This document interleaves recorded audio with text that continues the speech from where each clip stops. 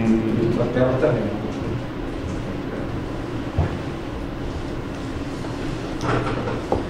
Bem, boa tarde. Dia 7 de abril de 2017, na sede da Procuradoria-Geral da República, presentes os membros do Ministério Público Eduardo Pelela, Ronaldo Queiroz, Pedro Costa e Sérgio Bruno. Compareceu o senhor Joézer Batista, acompanhado do seu advogado, Dr. Francisco Assis e Silva, para prestar esclarecimentos.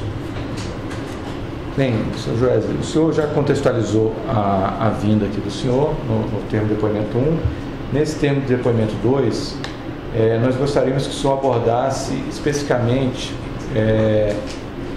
essas provas que o senhor nos apresentou, especificamente as recentes gravações que o senhor nos forneceu agora. Eu queria que o senhor fizesse isso de uma ordem cronológica e contextualizasse em que situação, em que contexto se dá essas gravações. Tá, Sérgio, boa tarde. Para começar, eu conheci o presidente Michel Temer já tem 5, 6 anos. A primeira gravação, então, é com o presidente Temer. O presidente Michel Temer eu conhecia há 5, 6 anos atrás, ele já como vice-presidente. Quem me apresentou ele foi o ex-ministro Wagner Rossi, nomeado por ele. E eu, ao longo desses anos, 5 anos, eu mantive relacionamento direto com ele, nunca teve intermediário, sempre através de... Ele me ligava, eu ligava para ele me mandava mensagem, enfim. Eu fiz várias visitas a ele, seja no escritório dele da Pan-Americana, seja lá no Jaburu, ou lá no outro escritório de advocacia que ele tem em São Paulo. Até o dia quando ele virou presidente da República, daí para frente, o então ministro Gedel, que eu já conheço de longa data, me procurou e me disse que mantivesse a continuidade do contato com o presidente se daria através dele, pelos motivos óbvios da agenda do presidente Michel passar a outra condição agora. Assim, a gente se relacionou ali através do Gedel, as minhas demandas, as questões que eu necessitava em relação ao governo, foi passado através do Gedel, até que o ministro Gedel caiu, né? E caiu e eu fiquei ali sem interlocução. Eu ainda falei algumas vezes com o ministro Gedel até ele ser investigado. Quando ele passou a ser investigado, aí eu como investigado também, eu não pude mais falar com o Gedel, pela proibição da justiça. Foi onde eu procurei o Rodrigo Rocha Louro, perguntando para ele, quer dizer, que queria tomar um café com ele para discutir, que eu queria trocar ideia com o Rodrigo, que eu precisava falar. Só fala para a gente, quem que é o Rodrigo Rocha Louro? Ele ocupava o cargo no governo? Rodrigo, ele é um suplente de deputado, ele é suplente do ministro da Justiça, ao Serralho, né? Quando ele assumiu o ministério, o Rodrigo passa então a ser deputado. Isso recentemente agora? Agora, recentemente. Mas quando eu liguei para ele ainda estava no Palácio. Ele era para o cargo nacional? Eu não sei oficialmente, ele é assessor da presidência. Assessor do Michel Temer. Assessor da presidência. Eu liguei para o Rodrigo, falei, Rodrigo, eu precisava falar com o presidente Michel. E aí, isso era um sábado, aí passou um pouco mais tarde, ou no dia seguinte, o Rodrigo me ligou, até me comentou que o Michel teria me ligado. Eu olhei no meu celular, tinha realmente uma ligação de Brasília, 061, às 5, 6 horas da tarde. Eu não conferi se essa ligação era dele, mas eu imaginei que sim. Mas no domingo, o Rodrigo me sugeriu que a gente tomasse um café no lobby de um hotel, na segunda-feira. Na realidade, eu não conheço, não tinha intimidade nenhuma com o Rodrigo. Eu me encontrei com o Rodrigo, mas eu sempre soube que ele é assessor, enfim. Se você recordou o nome do hotel? É no Fazano, aqui do centro de São Paulo. Certo. No hotel Fazano, no lobby, encontrei era meio-dia, ele até se atrasou um pouquinho, chegou meio-dia e 15. E ali eu não tinha intimidade com o Rodrigo e não sabia o que eu poderia conversar com ele, o que eu não poderia. O que eu pedi ao Rodrigo, falei, Rodrigo, eu repeti essa história, pedi a ele que, olha, eu precisava falar com o presidente Michel para dar continuidade à minha agenda aqui das questões que a gente sempre tratou lá atrás. Ele imediatamente já me disse que poderia ser no dia seguinte, terça-feira à noite, lá no Jaburu, e realmente aconteceu. Ele falou, pode se preparar que você encontra com ele terça-feira à noite lá no Jaburu e tal, eu organizo a forma de você entrar lá de forma discreta. E nesse dia no almoço, o Rodrigo tentou conversar comigo, explorar o que seria, mas como eu não conhecia o Rodrigo, não tinha intimidade nenhuma de conversar nada com ele, eu me ative a esperar, então, ir lá no dia seguinte falar com o presidente Michel. Na realidade, ô Sérgio, a gente vem, esse negócio das gravações, a gente vem fazendo alguns registros, entendeu, de reuniões e de coisas aí, e essa foi uma delas que eu particularmente registrei em áudio, porque eu achei que seria importante, enfim, estar registrando aquela reunião. E o senhor, que dia que foi essa reunião do Palácio? Então, eu falei ao telefone num sábado, dia 4 de março, dia 6, que era uma segunda-feira, eu estive lá no Fazano com o Rodrigo, dia 7 à noite no Jaburu, 10 horas da noite, no Jaburu com o presidente Michel. Aí depois do presidente Michel me autorizar que a pessoa seria o Rodrigo, eu tive mais 2 encontros com o Rodrigo, na semana seguinte, um dia 13 e um dia 16. Essa primeira reunião no Palácio, o senhor conversou em linhas gerais o que com o presidente? Então, em linhas gerais, eu até levei uma agenda, eu fui lá no intuito de saber basicamente o seguinte. Primeiro, voltando um pouco atrás, tem um problema do Eduardo Cunha e do Lúcio Funaro, né? Que o Lúcio Funaro é o operador financeiro do Eduardo, do esquema PMDB da Câmara, né? O esquema PMDB da Câmara é composto pelo presidente Michel, Eduardo, enfim, alguns outros membros. Eu fui lá dizer que, olha, o Eduardo está preso, o Lúcio está preso, e a gente paga lá uma mensalidade para o Lúcio, até hoje, e... Paga apenas para o Lúcio ou paga também para o Eduardo? Não, para o Lúcio é uma mensalidade, para o Eduardo foi um montante. A gente, depois que ele foi preso, a gente pagou 5 milhões de um saldo de dívida que ele tinha créditos, supostos créditos, né, por ilícitos lá de propina, que tinha ficado num saldo anterior. Isso é relacionado àquele esquema do FI e FGTS? Não, esse era 20 milhões que é relacionado à renovação do incentivo da desoneração tributária do setor de frango, que na época o Eduardo Cunha tramitou essa prorrogação e pediu lá 20 milhões para que isso acontecesse. Enfim, na realidade eu achava que era 15, depois ele disse que era 20, então por isso ficou esse saldo de mais 5. E aí eu fui lá falar com o presidente exatamente isso, que tinha acabado o saldo do Eduardo, que eu tinha pago tudo, estava tudo em dia, mas tinha acabado. Por outro lado, que eu seguia pagando o Lúcio R$400 mil por mês, e eu queria informar isso a ele e saber a opinião dele, né? Foi onde... De pronto ele me disse que era importante continuar isso, e, enfim. E quando o senhor mencionou... Só um minuto. O FGTS, a propina paga anterior, já tinha sido acertado? Já tinha, isso é uma planilha antiga que chegou a valores... Esses valores existiram, foram pagos. Sim. Era pago a propina do FGTS para o Eduardo Cunha, era paga através do Lúcio. Era a planilha que eu chamava de planilha do Lúcio, né? Naquilo se creditava tudo, seja relativa ao Ministério da Agricultura, seja relativa à Caixa Econômica, seja relativa a esses negócios da Câmara. Só para eu entender essa situação, esses valores mensais que o senhor paga e continua pagando isso ao Lúcio, e o valor que pagou ao Michel é para quê? Para garantir um silêncio deles? Qual é a razão disso? Então, agora, ultimamente, esse é que estava sendo o problema, é para garantir o silêncio dele, para manter eles calmos, né? Para manter o Lúcio calmo lá penitenciária e o Eduardo também, né? O calmo é o quê? Para eles não revelarem algum fato? Calmo, eu não sei como ficar calmo na cadeia, né? Mas para ficar em silêncio e não se revelarem, né? Enfim.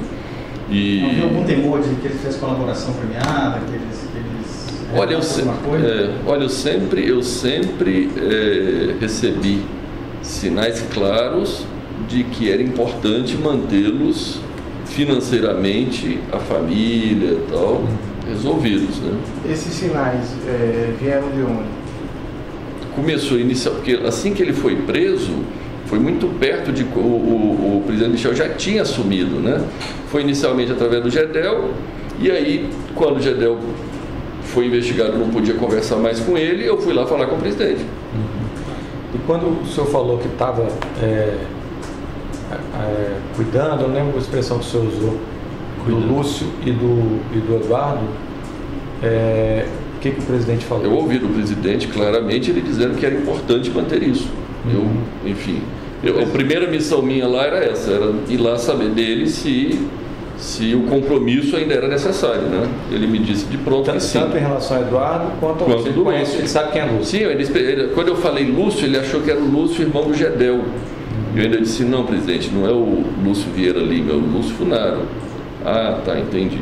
Aí foi onde ele disse, não. Ele fez algum comentário em relação ao Eduardo Cunha, a essa postura do Eduardo Cunha de... Ele fez um comentário, aquele questionário, que o Eduardo fica fustigando ele e tal. Eu entendi aquilo como um reforço à necessidade de eu manter, vamos dizer, financeiramente, né?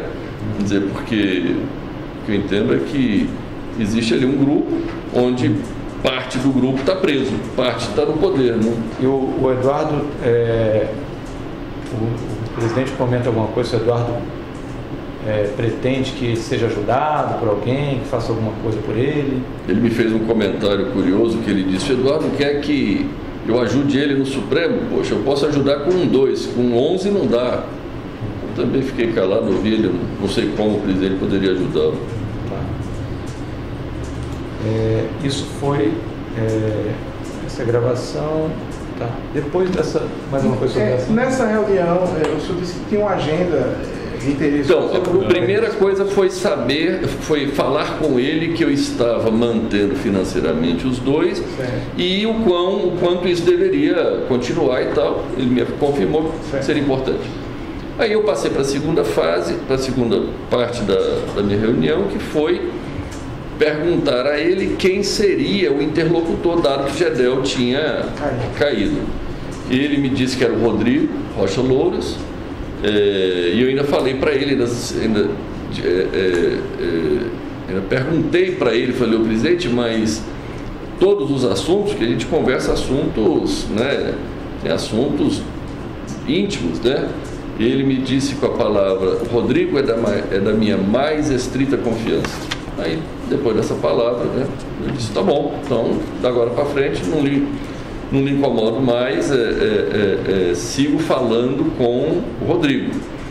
E aí eu passei para a próxima parte, que já foi adiantando um pouco a ele o que seriam os assuntos que eu teria ali naquele momento para tratar com o Rodrigo, né? Foi onde eu comecei a perguntar o que é assuntos relativos à CAD, relativo à CVM, comentei sobre o problema do BN10, que tinha vetado uma operação nossa, e eu tive informações de que ele intercedeu pessoalmente a favor, tentando nos ajudar, e depois ele me confirmou pessoalmente que, olha, eu falei pessoalmente com a presidenta do BN10, mas ele me descreveu, eu não sei se ele me disse que teve no Rio de Janeiro, falando com o presidente e tal, mas que no final não deu certo, o BN10 vetou a operação. E o senhor comenta, então, isso é um tema do BN10, CVM e CAD era o que especificamente? Então, CAD, porque CAD a gente tem vários assuntos do CAD, que a gente submete à apreciação do CAD. O CAD são, acho que 6 conselheiros, né? E o presidente do CAD está em aberto. eu fui lá exatamente dizer da importância de ter um presidente alinhado com o governo, alinhado com os interesses do governo e principalmente alinhado com o interesse dele, né? Ele naquela hora me disse que não, eu tenho uma pessoa lá que dá para ter conversa franca e tal. Eu entendi conversa franca como que vai obedecer aos interesses, né, do presidente. E CVM era mais ou menos... CVM também, que eu fui falar que iria estar trocando o presidente também, que seria importante ter uma pessoa alinhada com o governo, alinhada com os interesses dele, para que a gente pudesse, quando necessário, fazer as reivindicações, né? O senhor lembra de mais algum ponto que tinha nessa sua agenda de... Receita? Então, basicamente foi isso. Eu perguntei para ele sobre Receita Federal. Eu perguntei também sobre o ministro da Fazenda, Henrique Meirelles, que trabalhou conosco 4 anos, e o Henrique, eu já tinha tido a oportunidade de fazer algumas reivindicações ao Henrique, só que na realidade o Henrique nunca me atendeu em nenhuma reivindicação. Eu fui lá avisar ele que o Henrique não me atendia em nada. E aí eu fui lá tentar perguntar para ele como poderia ser eu fazer o Henrique saber que isso era de interesse dele, porque senão no final dele presidente da República, dele Michel, porque eu falo com o Henrique e as coisas não acontecem. Aí eu disse: olha, presidente, nós vamos combinar algum jeito que eu peço as coisas para o Henrique e de alguma forma o senhor fique sabendo, o senhor vai lá e mande ele fazer. E assim se deu um pouco a conversa em torno disso, e assim ficou combinado. Ele falou: pode falar com o Henrique, você me avisa o assunto, ou até mesmo qualquer assunto que o Henrique vier falar comigo sobre você de interesse seu, já pode avisar para ele que tem o meu apoio. Enfim, eu fui alinhar essa parte aí desse relacionamento que não estava andando. Eu fui avisar ele que esse negócio não estava andando e como poderia andar. E basicamente acho que encerrei minha conversa com ele, combinando como poderia ser as próximas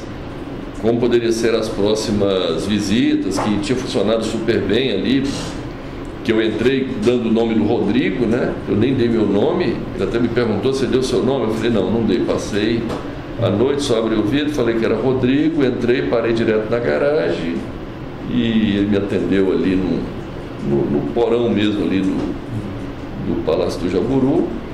Combinei isso com ele, enfim, e basicamente foi isso. Ok. E podemos passar para o segundo dia? O segundo dia, o segundo evento. O segundo evento foi o quê? Um encontro com o Rodrigo?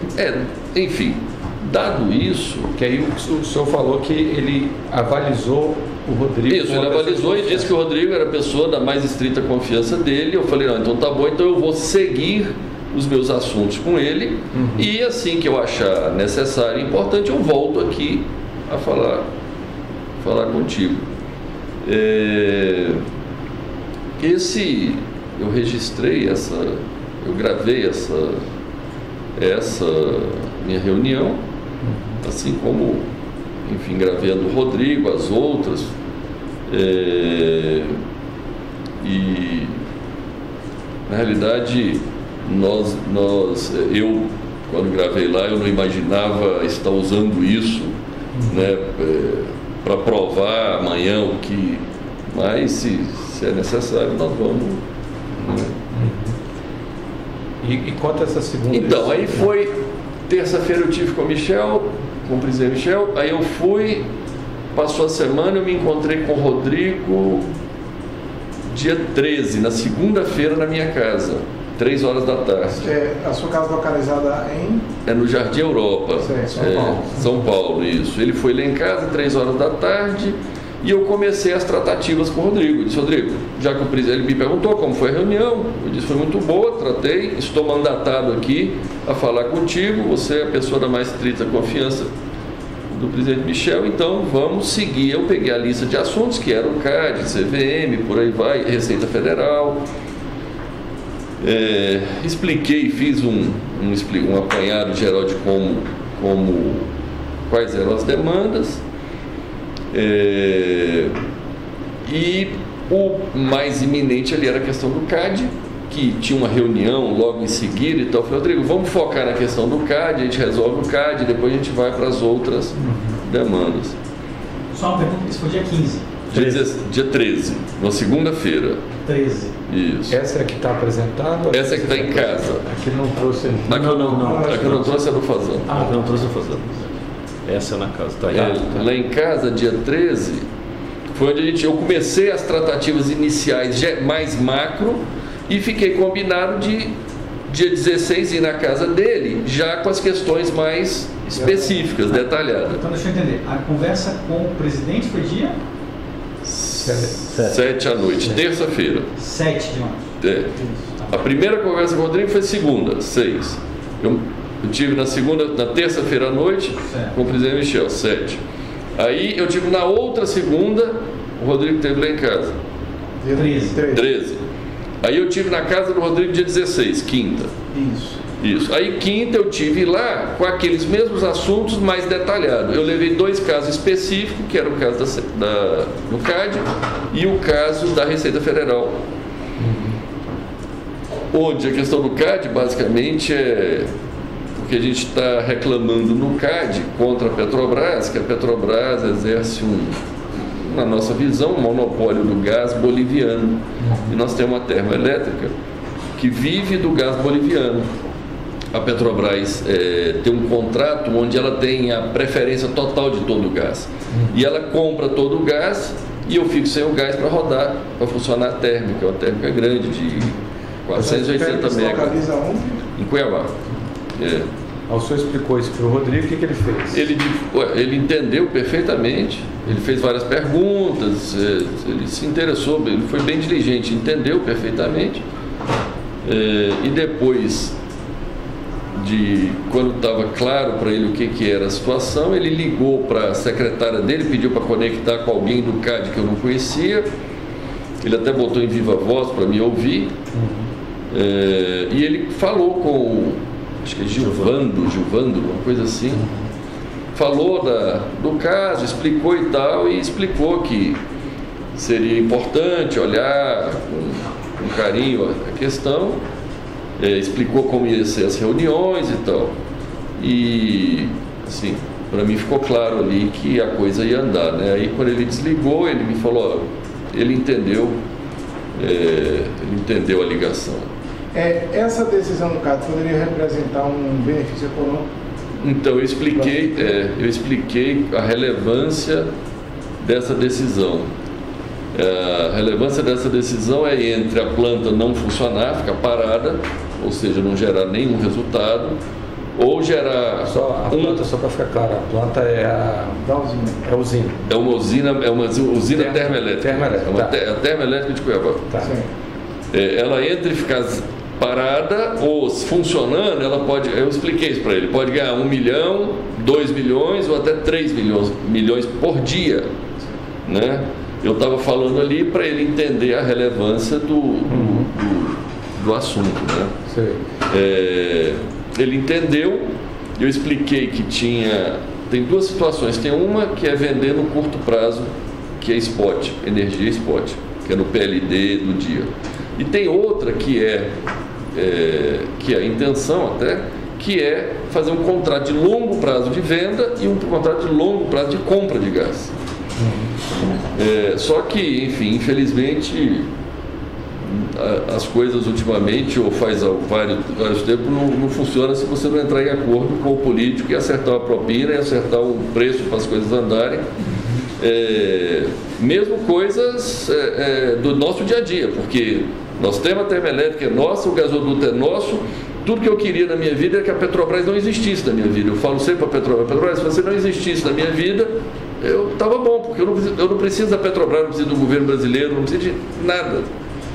Eu só preciso que você não compre todo o gás e deixe inclusive nós temos acordo de compra de gás com o boliviano. Só que o boliviano, a Petrobras puxa tudo e a gente fica sem. Aí o senhor está falando da estimativa que pode gerar de... Aí eu expliquei para o Rodrigo exatamente 1 milhão, 2 milhões, 3 milhões, no intuito, porque é o seguinte, a planilha do Eduardo acabou, a planilha do Lúcio acabou o dinheiro. No intuito de que nós temos que viabilizar para mantê-los lá, para manter a família do Eduardo, a família do Lúcio, tem que fazer mais negócio, que tem que prometer mais propina, que tem que reservar mais, né? E dentro desse contexto eu estava dizendo o potencial que daria, que no curto prazo, aí eu falei para ele que podia pagar 5%, o qual ele concordou.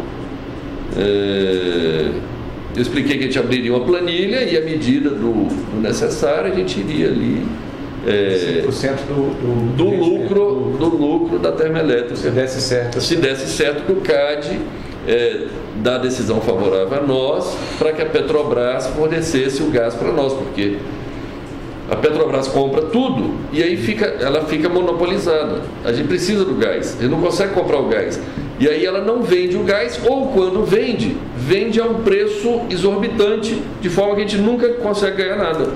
Quando a energia sobe de preço, ele sobe o preço do gás. Quando cai de preço, ele cai o preço do gás. Então a gente fica 100% refém da Petrobras. Quando o senhor falou de 5%, qual foi a reação do Rodrigo? Não, ele disse, tá bom. Mas ele entendeu do que o senhor está falando. 5% era 5% do lucro. Sim, propina. Lógico. Sim. E aí depois disso, que o senhor falou disso? Não, logo em seguida nós falamos do longo prazo. Eu expliquei para ele o potencial que daria isso, que essa planta, se fizer um contrato, essa planta foi um investimento de $1 bilhão. São 700 quilômetros de gasoduto próprio.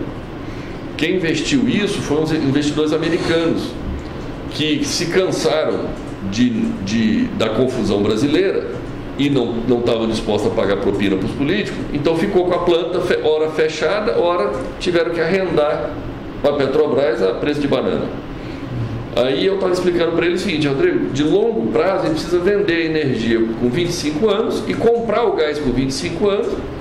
Isso tem potencial de dar um lucro de 7 bilhões, 7, 8 bilhões, que é 480 mega durante 24 horas, 25 anos, se o lucro for R$100 por megawatt. Trazido isso a valor presente, é como um resultado de 3, 4 bilhões, 3 bilhões e meio. Eu estava explicando para ele isso, que esse seria o grande negócio da termoelétrica, e indicando claramente que eles poderiam ganhar bastante dinheiro ali com esse deal, com esse negócio. Tá. E aí? Então o senhor tratou da agenda do CAD, deixa eu tudo explicar. Tratou da agenda dos outros órgãos também? Então, terminou o negócio do CAD, eu fui falar do outro assunto que eu levei especificamente para ele, que também é outro problema, que é o que os políticos mais souberam fazer ultimamente, é arrumar dificuldade para vender facilidade, né? Que tem um outro problema, é que os créditos fiscais gerados na instância federal de PIS e COFINS, porque como nós somos um grande exportador, a gente tem um acúmulo muito alto de crédito de PIS e COFINS. A gente usa esses créditos para pagar as dívidas do INSS. Só que isso hoje é tudo via liminar na justiça. Aí eu estava falando para ele da importância de legalizar isso, de fazer algum, eu não sei, alguma lei, algum ato normativo para poder regulamentar isso. Inclusive explicando, por isso que eu digo criar dificuldade para vender facilidade, porque é o seguinte, eu estava explicando para ele que se você não paga o INSS, está devendo o INSS, mas você tiver uma restituição em dinheiro, o INSS vai lá e pega o teu dinheiro para pagar. O inverso não é verdadeiro. Se você tiver o crédito e quiser pagar o INSS, aí ele não aceita. Enfim, é uma questão mais, uma tecnicalidade. E ele me disse que teria plena condição de resolver, como sempre eles, tanto ele quanto o presidente Michel, eles sempre se articularam muito bem nas soluções aí das questões, quanto o Eduardo Cunha também era muito hábil. solução seria ele deu alguma sugestão de eu não entendo muito bem de legislação, mas ele me falou lá algumas ações que ele poderia tomar, que ele tinha gente lá, que ele poderia viajar. Já conhecia esse assunto, esse tema? Ele já conhecia, ele sabia desse assunto, ele até me comentou que esse assunto já estava na Câmara, já tinha na Câmara um assunto relativo a isso. Mas tinha outras pessoas pleiteando, outras a esse assunto? Então eu não me recordo. O senhor tratou da CVM também? Então, da CVM eu perguntei para ele, da CVM eu não tinha, nem tenho nada específico hoje lá, eu expliquei isso para ele. Mas eu falei para ele exatamente da necessidade de ter um presidente alinhado com os interesses do PMDB da Câmara, do presidente, enfim. Ele falou que, ele na hora pegou o telefone, ligou para o secretário, esqueci o nome, acho que é o segundo ali do Ministério da Fazenda, e aí botou no Viva Voz também, falou, explorou, o secretário disse que já tinha nomeado, já tinha escolhido o nome da pessoa, e que seria nomeado logo em breve. Eu percebi que o Rodrigo não conseguiu avançar muito mais com esse secretário, eu acho que ele não tinha a mesma intimidade com esse secretário do que demonstrou com o outro do CAD, né? Então ali ele ficou mais contido. Aí ele desligou e ainda disse, eu não quis perguntar quem era, o nome do... Ele não revelou o nome. Não. E aí ele também não teve, acho que não teve coragem, não teve de perguntar quem era o nome e tal. Ele faz ele ligar assim, no Viva Voz, e colocar para você ouvir... Olha, eu fiquei surpreso, viu? O senhor interpreta isso como? Queria mostrar que estava... Como eu não conhecia ele, né? O que eu entendi é que ele estava querendo me mostrar que ele era muito bom articulador né? Que ele era... Porque eu não conhecia ele, eu tratava com o Eduardo antigamente, tratava, né? Depois do Eduardo, aí eu... Eduardo Cunha. Eduardo Cunha. O que eu entendi é que ele queria mostrar o quão proativo ele era, né? O quão eficiente, talvez. A PGFN, o senhor tratou? Tem algum problema? Então, não, quando a gente fala da Receita, é a PGFN. É Procuradoria Geral Fazenda Nacional. E toda essa história que eu te contei é da PGFN. Quando fala Receita, é PGFN. Entendo. Ele comentou também, você está me falando aí um negócio que eu não tinha lembrado, ele comentou também que eles estavam vendo para trocar o secretário da Receita, o Rachid e tal, que eles estavam olhando para fazer mudanças e tal. Vocês conversaram também, o senhor falou que conversou sobre a situação do Eduardo Cunha e do Bolsonaro com o presidente Michel Temer. Você também conversou com o Rodrigo Loures sobre essa situação do Funaro e do Eduardo Cunha? No dia na casa dele, no dia na casa dele, depois que eu falei lá da propina dos 5%, da planilha que a gente abriria e tal, quando a gente estava saindo, eu voltei a falar com ele, com o Rodrigo, que o Lúcio tinha até ficado nervoso essa semana e tal. Ele falou, mas nervoso por quê? Eu falei, não, porque atrasamos o pagamento para pagar e tal. Eu falei, mas não tem porquê. Enfim, eu expliquei para ele, eu disse, mas já está tudo calmo, tudo tranquilo. E ele me perguntou do Eduardo, eu disse, não, o Eduardo está lá, está calmo, enfim, não tenho notícia dele, está tudo bem. Enfim, aí terminou meu encontro. Mas isso foi no mesmo contexto, então, ele também havia essa preocupação de deixar calmo o Eduardo e o Lúcio? Ele perguntou alguma coisa, como é que eles estão? O Rodrigo em si nunca me falou diretamente, até porque eu não sei se o Rodrigo sabe o quão importante é manter foi o primeiro encontro que eu tive com o Rodrigo e eu tive com o Michel quando era mais o Gedel e o Michel, era bastante consolidada a ideia de que todo mundo sabia o que estava acontecendo. O Rodrigo, eu conheci ele, foi uma, duas conversas, né? Eu tive com ele 3 vezes. Né? Enfim, porque eu não me relaciono com o Rodrigo. Né? 100% do meu negócio é com o presidente Michel.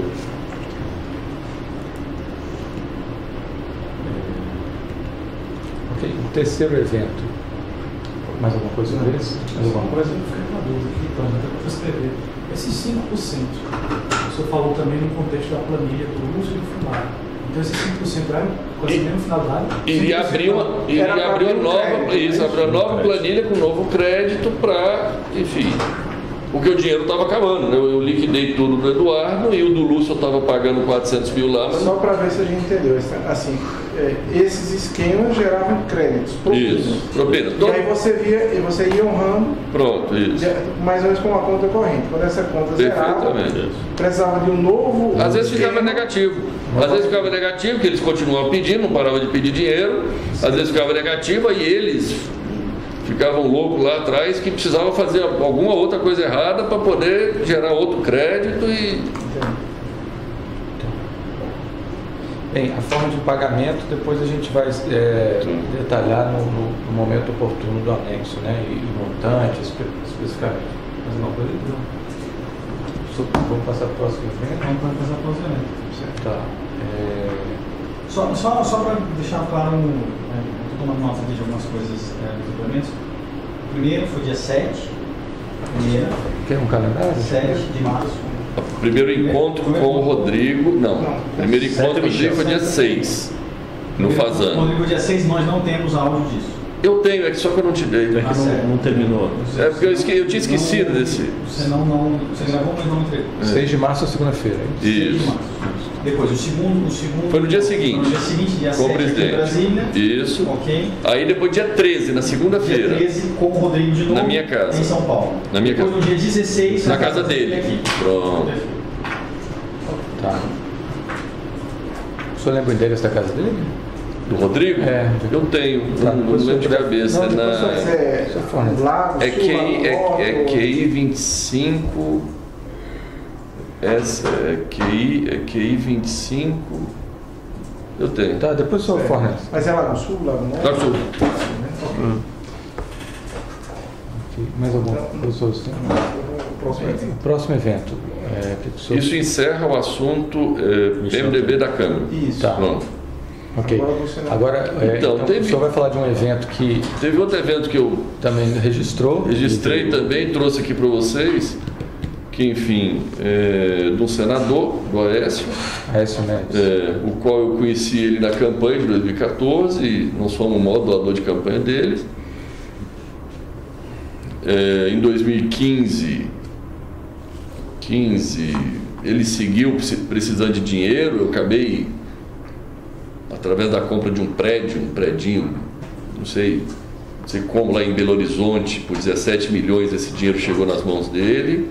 Aí depois, no ano seguinte, 2016, ele dizendo que esses 17 milhões era para pagar restos de campanha e tal. Que já tinha acabado a eleição. Que já tinha, a eleição foi em 2014. E a eleição de 2014 também teve um monte de caixa 2. Esse imóvel foi uma compra normal? O imóvel está no preço do mercado? Não. Precisava de 17 milhões e tinha um imóvel que dava para fazer de conta que valia 17 milhões. Enfim. Houve um superfaturamento do imóvel para justificar essa repartição, né? A gente não estava atrás de comprar um imóvel em Belo Horizonte. E de quem que era esse imóvel? Você recorda? Então, era de um jornal. A gente depois fornece. Ah, tá. Não, só para saber, mas é uma pessoa... Uma pessoa ligada a ele. Quem indicou para a compra do imóvel foi o Aécio. Tá. Aí é uma pessoa ligada, ele é um amigo dele, que tem esse imóvel. Aí esse dinheiro deve ter chegado na mão dele de alguma forma. Tá. E aí no ano... Só um detalhe, mas chegou na mão... Mas como é que foi o pagamento para o dono do imóvel? Foi legal, foi via banco mesmo. Isso. Tá. De acordo com a escritura de Minas. É de Minas. Tá. Aí tudo bem, de alguma forma chegou na mão do senador e aí, quando foi em 2016, um dia na casa dele, ele me pediu 5 milhões lá e eu não dei. E logo começou as investigações em cima de mim. Eu até chamei esse amigo dele, o Flávio, pedi a ele, pelo amor de Deus, parar de me pedir dinheiro, porque eu já estava sendo investigado e ele lá... Flávio de quê? Eu não lembro, depois eu posso te dar Flávio Jacques Carneiro. Flávio Carneiro. Aí o senhor pediu para não... E aí eu pedi o Flávio, falei, Flávio, pede o Aécio lá, ele me pediu 5 milhões lá para pagar advogado, mas eu não posso, eu estou sendo investigado. Já tinha começado a ser investigado na CEPS. Sim, Operação CEPS. Aí ele foi, acho que falou com o Aécio, porque tanto é que o Aécio parou de me ligar, nunca mais me ligou. Aí quando foi Aí tinha sumido, o Aécio tinha sumido. Quando foi agora em janeiro ou fevereiro, em fevereiro, eu recebo, enfim, uma ligação de um amigo em comum. Fevereiro de 2017. Isso. De 2017. Eu recebo uma ligação de um amigo em comum dizendo assim: Joesley, você tem como receber uma pessoa sábado? Eu não sabia quem era nem nada, mas como era uma pessoa conhecida minha, eu disse: tem. Enfim, eu estava até na escola, nós temos uma escola, um projeto social nosso. Eu estava lá no sábado e tal, chega a pessoa, quando eu vejo, se apresenta como Andréa Neves, irmã do Aécio. Aí ela foi lá, me disse que o Aécio mandou me procurar e tal, precisava de 2 milhões para pagar advogado. E que seriam advogados que a gente já trabalhava.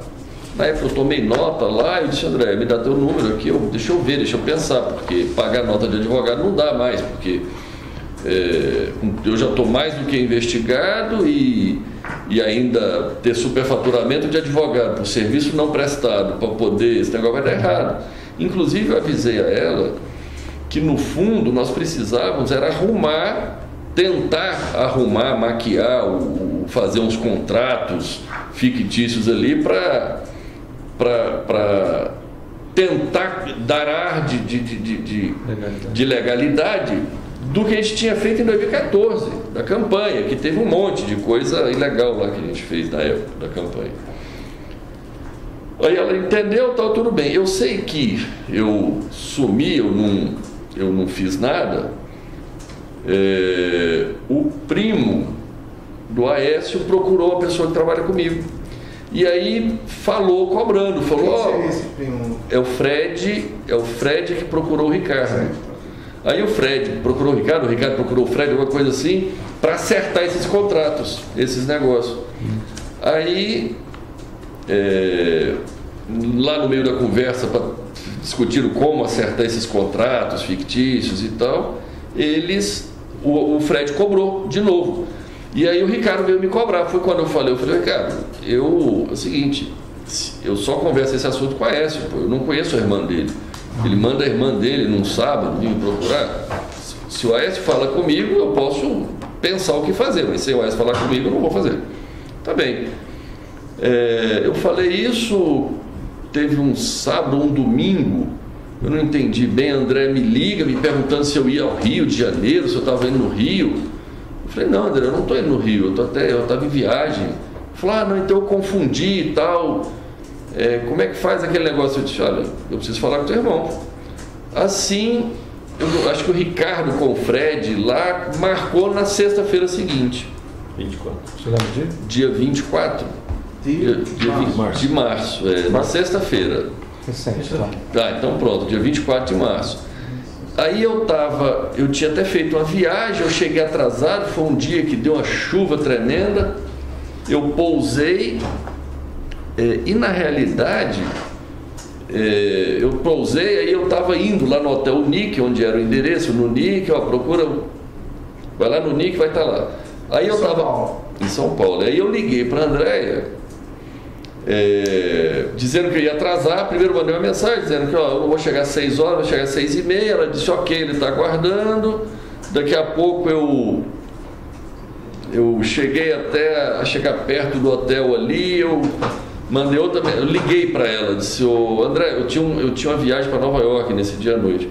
Falei: André, eu acho que não vou conseguir ir lá encontrar o Aécio, porque eu tenho uma viagem para Nova York e eu estou enrolado aqui. E ela no telefone se mostrou exaltada, dizendo: não é possível, tal, não me fala isso. Aí eu falei: não, tudo bem, deixa eu ver se atraso, eu vou para Nova York, eu vou lá. O senhor tem registrado essa ligação para ela? Eu tenho mensagem de texto, e ligação deve ter as ligações, eu tenho a mensagem que eu mandei para ela, que ela me mandou.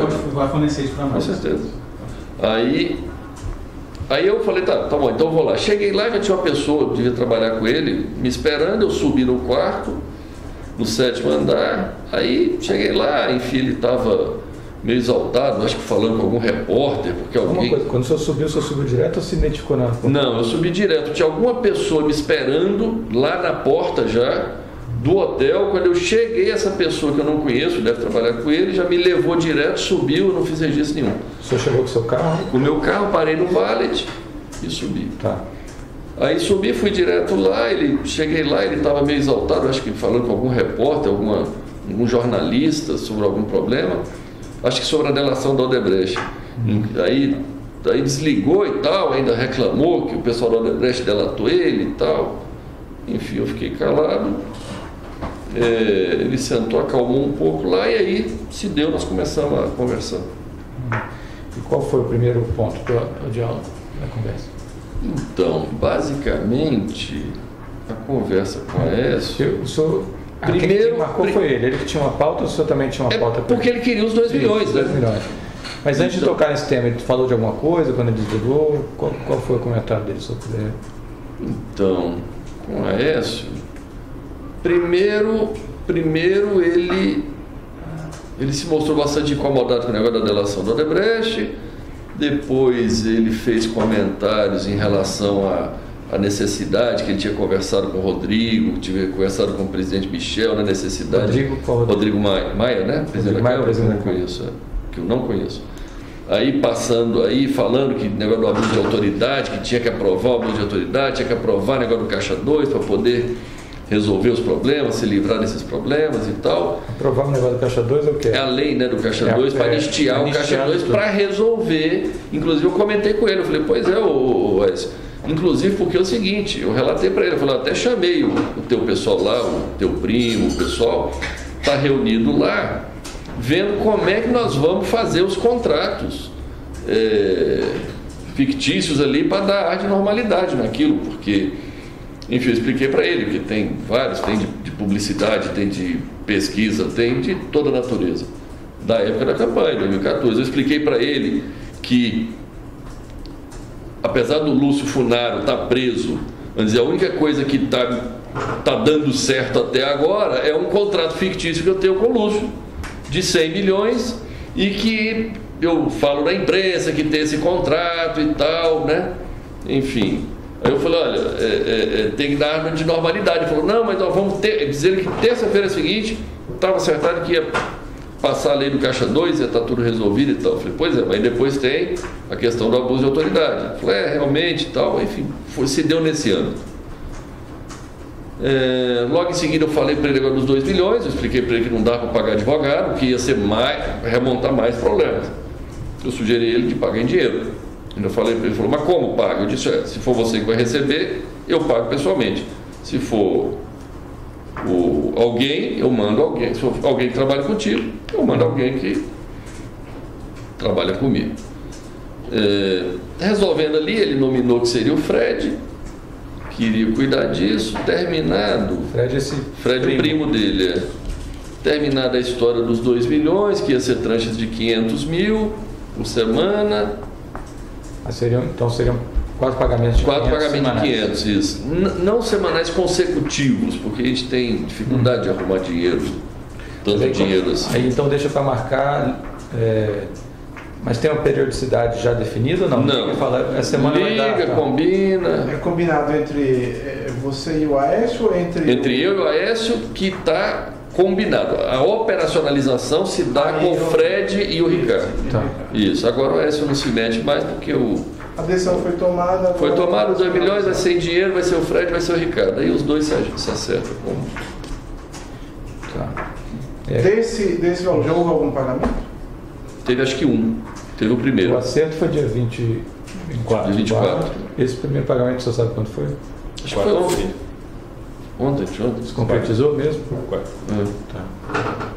Quem fez o pagamento da sua parte? Foi o Ricardo. O Ricardo, que vai prestar depoimento ainda, né? Esse dinheiro, como é que foi? O senhor sabe detalhes? Como é que foi gerado o dinheiro? E foi em espécie, né? É espécie, recebimentos nossos. A gente recebe muito, a gente recebe na Coronel, mas recebe em espécie. E onde é que foi pago isso? Em que local? Puxa, eu não sei os detalhes, tem que ver com o Ricardo. Eu estava viajando, estava fora do país. O que mais que foi tratado nessa... Enfim, aí tem uma questão. Esses 2 milhões, a irmã relata que era para pagar um advogado que ele estava precisando, ou era para receber por intermédio do advogado. O que eu quero dizer é o seguinte, ele já chegou a pedir dinheiro para pagar a dívida de campanha, etc. Esses 2 milhões, ele disse para que ele ia usar, não, ou os advogados seriam um instrumento Eu não sei. para transitar esse dinheiro? Mas quando pede sempre é para pagar alguma coisa, para o que você falou, né? Ou é a dívida passada de campanha, para financiar a campanha. Me corrija se estiver errado, o senhor falou mais cedo que era para inserir isso numa nota de advogado que já trabalhava com o senhor. Isso, para pegar um advogado que já trabalha conosco. Superfatura? Superfatura, põe mais 1 milhão. Isso, só que isso aí eu não aceitei. Ele falou, não, isso não dá. Vamos tentar pagar. Inseriam os advogados? Eu não lembro de cabeça. Se for importante, eu tento pegar. Se puder trazer depois quem seriam os advogados. Então. Ele me falou na época, eu não sou ligado a ele, eu não conheço os advogados. O Ricardo sabe? Pode ser que saiba, eu tenho que perguntar para ele. Então tá. Mas aí tem se esse nome está mencionado nos áudios? Não lembro, acho que não. Tudo bem. Depois quiser consultar também. Nós verificamos. Outra coisa, porque eu nem dei assunto ao advogado, porque a gente já está cheio de problema nas notas passadas, né, precisando, enfim, aí falou, eu não posso gerar mais problema ainda. Tá. Qual o tema que foi tratado nessa conversa? Depois do 2 milhões? Pronto. Aí encerrou então a questão do 2 milhões, eu fui perguntar a ele, consultar a ele sobre a Vale. Porque na realidade, deixa eu voltar um ponto aqui, quando a irmã dele me pediu 2 milhões... Já que o outro tema passado, porque ele chegou a comentar de duas leis. Uma seria a lei de abuso de autoridade, que tinha que aprovar. E a do Caixa 2. E a do Caixa 2, que era uma anistia geral. Pronto, e tal. O que mais que ele falou? Estava sendo feito de que forma e se está sendo feito, ou está sendo concretizado, em que pé que está isso? Ele me disse que queria ser votado esse negócio terça-feira, que já tinha conversado com o Rodrigo Maia, que tinha falado com o presidente Michel Temer. Ele disse que estava articulado. Dizia ele que não fazia outra coisa a não ser isso, a cuidar dessa situação, da tentativa de aprovar essas duas leis. Né? E ele falou mais como é que seria feito, especialmente essa da anistia. Essa da anistia seria para pagar, para tentar minorar os efeitos inclusive dessa delação da Odebrecht que o senhor comentou. Isso. Ele deu mais algum detalhe de quem mais estava inserido nesse contexto de aprovação de medidas legislativas? Não me recordo. Então, voltando, qual o segundo tema que o senhor estava mencionando? Eu interrompi. Então, passou essa questão, porque voltando lá, o dia que a André me procurou, ela me pediu esses 2 milhões e me pediu, e me falou que precisava de outros 40 milhões. E que os 40 milhões, a mãe dela tinha um apartamento no Rio de Janeiro, se eu não queria comprar esse apartamento para poder, e parece que o apartamento existe realmente, e ela queria, eu não sei se vale os 40 milhões. Mas aí, eu nem fui lá, nem nada, isso aí eu não esse apartamento seria de quem? Isso que é da mãe dela, onde a mãe dela mora. Mãe dos dois, né?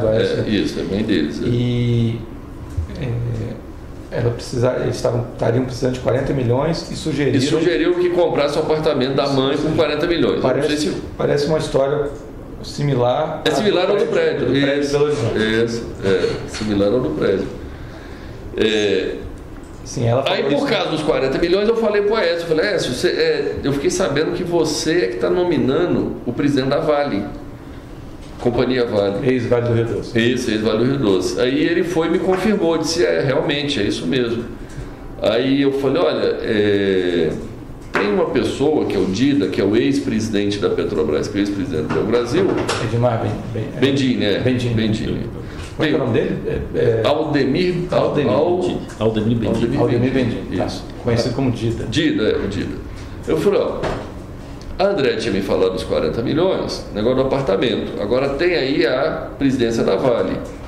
De repente, você nomina o Dida e que lá com o domínio da Vale, a gente de repente resolve o problema dos 40 milhões, porque deve ter muito negócio ali na Vale para fazer. Ou seja, faria mais ou menos o que o senhor já narrou da usina, da Caixa Econômica, era fazer um negócio e gerar uma propina. É como o Brasil funciona hoje. Os políticos, não existe nenhum outro interesse de nenhum político indicar um cargo se não for para receber vantagem financeira através do receber propina ali por malfeitos. Enfim, isso aconteceu na Caixa, isso aconteceu no FGTS, isso aconteceu... E o Bendini foi um nome que o senhor indicou, então, porque ele é uma pessoa que trabalharia nessa... Não, eu estava falando isso num contexto de possibilidade de fazer. Aí eu falei, vamos fazer, porque aí ao invés de eu comprar o apartamento, a gente constrói, tal, tudo bem. Aí na hora de pronto ele disse assim, não, mas não pode, que eu já nominei. Eu já coloquei uma pessoa lá, não posso te falar o nome, porque... Colocou, na verdade já tinha indicado. Já tinha indicado, não tinha saído ainda. Era sexta-feira, disse que o nome ia sair segunda-feira, parece que saiu mesmo. Aí foi, segunda-feira, saiu o nome, aí eu entendi o que foi o presidente lá, voltando. Aí eu falei para ele, aí ele falou, não, aqui não dá, que o presidente tal, diz ele que... Manipulou. Eu não entendo como, parece que a Vale tem uma governança para ter independência na eleição, na escolha do presidente. Mas parece que eles têm algum jeito de fraudar esse troço e virar presidente alguém com nominação política. Ou seja, a Vale deve recrutar no mercado alguém. Mas eles manipulam esse sistema aí para poder virar presidente ou indicado. Indicação política. Ele me explicou isso. Tá. Ele disse, olha, nós fizemos de um jeito lá que em tese é algo independente, mas na prática o candidato da gente vira um candidato, acaba ganhando. Pronto. Aí ele me explicou isso, mas me explicou de pronto que eu poderia escolher qualquer uma das 4 diretorias,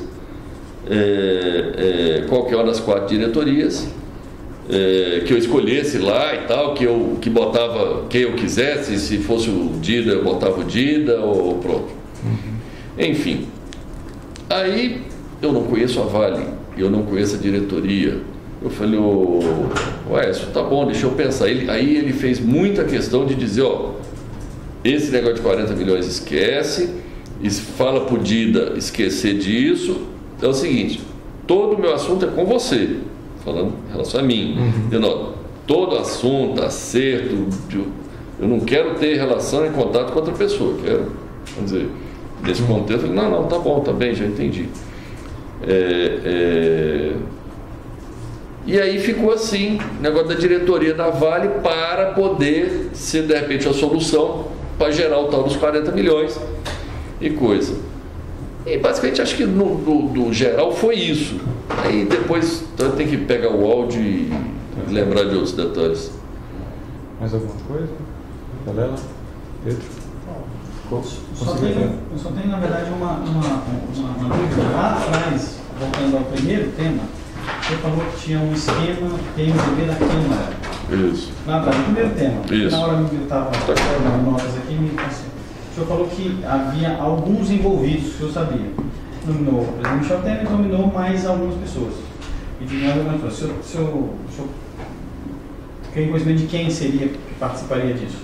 Então, eu posso falar só dos que eu efetivamente fiz negócio, que é com o presidente Michel, com o Eduardo e com o Lúcio. Só faz Eduardo Cunha e Lúcio Funaro. Isso é do que eu tenho conhecimento.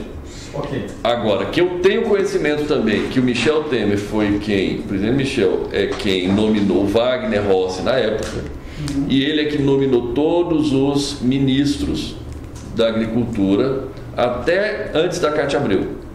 Foi a nominação dele. Eu ouço na imprensa que o ministro Eliseu Padilha, que eu nunca tive, eu conheço ele, mas nunca tratei de nada ilícito com ele. Aí tive já eu conheço o Moreira Franco, a minha vista aqui é o grupo do presidente Michel, né, que é o Moreira, Eliseu Padilha, o Gedel, que eu ouço na imprensa, né? Agora, negócio, desse grupo, o negócio era através do Eduardo Cunha. Entendi. Tem mais um ex-parlamentar desse grupo? O senhor já teve algum tipo de negócio com o ex-deputado Henrique Eduardo Alves? Não, também não. Mas eu sei que é do grupo. Né? Eu ouço falar e sei, já ouvi deles ali. Né? Na realidade, complementando aqui, tá? Eu ouvi isso, não é só da imprensa, não. Eu já ouvi isso deles. Né? Tá? De que esse é o grupo deles. Entendi. Só para finalizar, já que a gente está falando de relação pessoal, o Lúcio o senhor conheceu como? Conheci em 2011 através de um amigo em comum, que foi assim que eu dei entrada no pedido do FIFGTS. Na época eu achei que tinha sido uma coincidência, hoje eu acredito que não foi coincidência. Eu dei entrada no pedido do financiamento do FIFGTS, eu não conhecia o Lúcio nem ninguém. Na semana seguinte aparece um amigo em comum, foi lá no meu escritório e disse: Wesley, eu tenho uma pessoa querendo te conhecer. Aí foi lá, me apresentou, falou: esse rapaz chama Lúcio Funaro, ele quer te conhecer, eu não sei o que é, saiu da sala e me deixou sozinho com o Lúcio. Aí o Lúcio veio dizer: você deu entrada lá no FIFGTS, no pedido, eu tenho como lhe ajudar, eu tenho pessoas lá e tal, e se referiu ao Fábio Cleto. Tá. Foi daí para frente que isso acabou virando o modus operandi do Lúcio e do Eduardo, e que eu entendo do grupo ali, que ficam mapeando aonde você faz negócio, negócios legítimos seu no dia a dia. Vamos dizer, esse negócio do FIFGTS, nós construímos a fábrica. A fábrica existe, construiu, não foi desviado o dinheiro, a gente paga o juro, está lá. Só que, assim como os outros, eles ficam mapeando aonde é que você tem problema, onde é que você tem negócio, eles vão lá, criam um problema, criam dificuldade, você faz um acerto com eles, aí a coisa anda. Basicamente esse é o modus operandi dessa turma. Alguma coisa? Não, mais nada. Pedro? Tá. Então, o senhor quer falar mais alguma coisa sobre esse tema? Porque a gente ainda depois tem outros... Não, tem mais alguma gravação que o senhor queira mencionar? Não. Tá. Então vamos encerrar esse termo 2, dia 7 de abril de 2017.